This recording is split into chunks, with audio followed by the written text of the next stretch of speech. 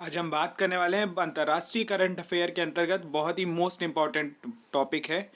यूरोपीय यूनियन ने दुनिया का पहला कार्बन टैक्स लगाया। इसका पूरा नाम क्या है यदि हम बात करें तो इसका पूरा नाम है आपका कार्बन बॉर्डर एडजस्टमेंट मैकेनिज्म। ध्यान रखिएगा, CBAM। तो ध्यान रखिएगा, यदि बात करें यूरोपीय यूनियन ने इसको लगाया है, इसके पीछे का रीज़न क्या है।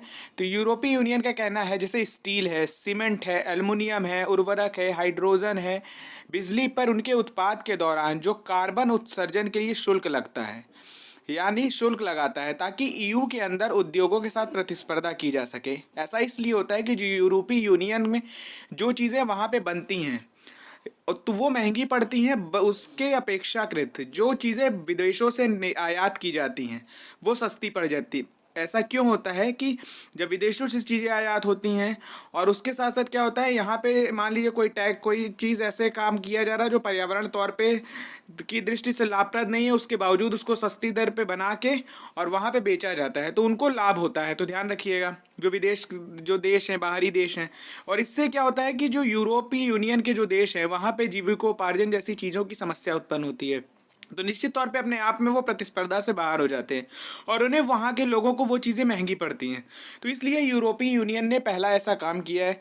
और यदि बात करें तो अंक एंड ट्रेड, तो याद रखिएगा इन्होंने क्या बताया है, इन्होंने कहा है ये जो CBAM है ये अपने आप में एक बाधा के तौर पे है और ये विकासशील देशों के लिए एक बैरियर का काम करेगा और ये इसके अनुरूप नहीं है। ये जो है ये भेदभाव और संरक्षणवादी नीति भी हो सकता है। तो ध्यान रखिएगा, यदि बात करें CBAM है क्या, तो उद्देश्य है EU के अंदर स्वच्छ उत्पादन को बढ़ावा देना, उन देशों के आयात सामान पर कार्बन की कीमत लगाना जो है जहाँ के नियम EU जितने सख्त नहीं है, ताकि EU जो है यूरोपीय यूनियन की कंपनियों को नुकसान ना हो। तो ध्यान रखिएगा, अपने आप में खास हो जाता है।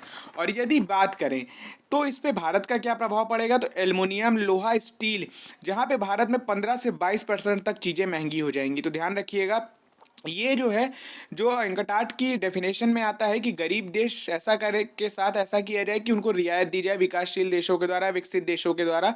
तो निश्चित तौर पे उसमें ये बैरियर का काम करेगा। तो आई होप आपको पूरा टॉपिक समझ में आएगा। तो ध्यान रखिएगा, इस चीज़ को मोस्ट इंपॉर्टेंट है और 1 जनवरी 2026 से ये लागू हो गया है। तो ध्यान रखिएगा, ठीक है।